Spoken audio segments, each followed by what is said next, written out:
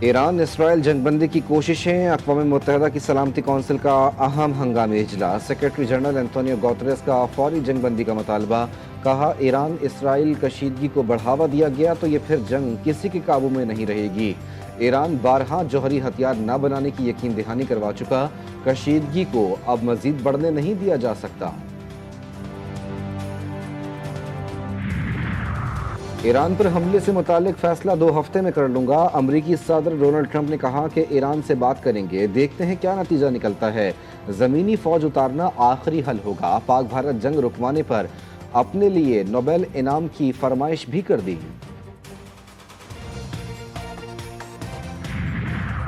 اور شیخ الازہر احمد الطیب کی ایران پر اسرائیلی حملوں کی شدید مذمت، ایک بیان میں انہوں نے کہا کہ اسرائیلی کارروائیوں سے خطے میں مکمل جنگ کی آگ بھڑکنے کا خطرہ ہے، جس سے صرف اسلحے کے سوداگروں کو ہی فائدہ ہوگا۔ اس ظلم کے خلاف عالمی برادری کی خاموشی اور اسے روکنے میں ناکامی جرم میں ملوث ہونے کے مترادف ہے۔ جنگ امن قائم نہیں کر سکتی۔ عالمی برادری کو صہیونی دہشت گردی کے مکمل خاتمے کی ضمانت دینی ہوگی، ایرانی صدر مسعود پزشکیان کا واضح پیغام۔ اسرائیلی جارحیت کا غیر مشروط خاتمہ مسلط کردہ جنگ ختم کرنے کا واحد راستہ ہے۔ ہم نے ہمیشہ امن، سکون اور استحکام کی کوشش کی، موجودہ حالات میں مسلط کردہ جنگ کا واحد حل یہ ہے کہ دشمن کی جارحیت کو بلا شرط روکا جائے۔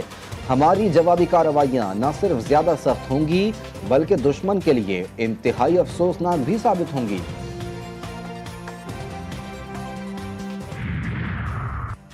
ایران اور روس ایک جیسی طاقتوں کے خلاف لڑ رہے ہیں، روسی صدر کا بڑا بیان، پیوٹن کی اسرائیل پر اسرائیلی حملے کی مذمت، چینی صدر کا پھر ایران اسرائیل جنگ بندی کا مطالبہ، چینی صدر نے 4 تجاویز پیش کر دی، کہتے ہیں شہریوں کا تحفظ ترجیحی طور پر یقینی بنایا جائے۔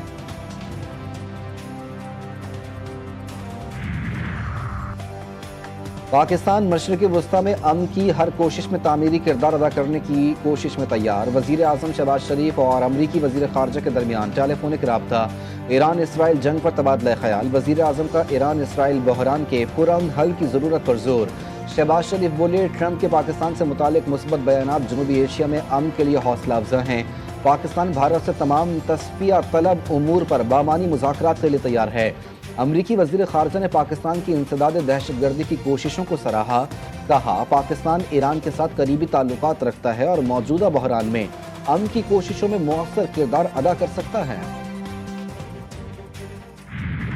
ایران کے اسرائیل پر حملوں میں تیزی، درجنوں میزائل داغ دیے، حیفا، رامات گان اور گشدان پر میزائلوں کی بارش، ایک میزائل سرکاری عمارت پر لگا، حیفا میں نیوز چینل 14 کے دفتر پر بھی حملہ، صبح سویرے ایران نے فوجی اور اسٹریٹجک اہداف پر بیلسٹک میزائل ڈرون سے حملہ کیا، اسرائیلی دفاعی نظام 300 کلو گرام وزنی ایرانی میزائل کے سامنے نہ ٹک سکا،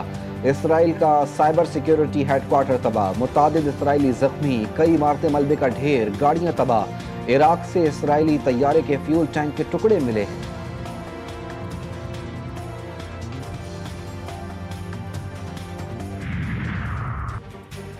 صہیونی حکومت نے بہت بڑی غلطی کی، انشاءاللہ اس کے نتائج بھی بھگتیں گے، آپ دکھی ہوں گے، ایرانی سپریم لیڈر آیت اللہ سید علی خامنائی نے اسرائیلی حکومت کو بتا دیا، ایکس پر ویڈیو بھی شیئر کر دیا اور لکھا ایرانی میزائلوں نے دنیا کے باوقار لوگوں کو خوش کر دیا۔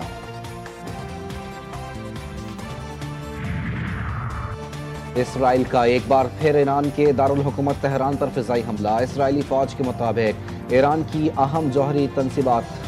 نیتنز، اصفہان اور عراق کو نشانہ بنایا گیا، تہران میں دھماکوں کی آوازیں، علی شمخانی خیریت سے ہیں، اسرائیلی دعویٰ جھوٹا نکلا، ایرانی سپریم لیڈر کے سینئر مشیر اور ایران کے چیف جوہری مذاکرات کار ایڈمرل ریٹائرڈ علی شمخانی کی تازہ تصویر اور پیغام منظر عام پر، ایرانی پاسداران میں انقلاب کے انٹیلیجنس چیف کی شہادت کے بعد نئی تقرری،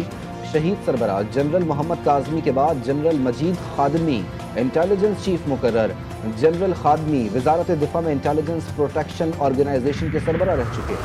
ایران کے عوام کا اپنی حکومت سے مکمل اظہار یکجہتی، ملک بھر میں ریلیاں، شدید گرمی کے باوجود عوام کی بڑی تعداد میں شرکت، اسرائیلی حکومت کے خلاف نعرے، اسرائیلی پرچم پر چہل قدمی، ریلیاں اس بات کا واضح ثبوت ہیں کہ ایرانی عوام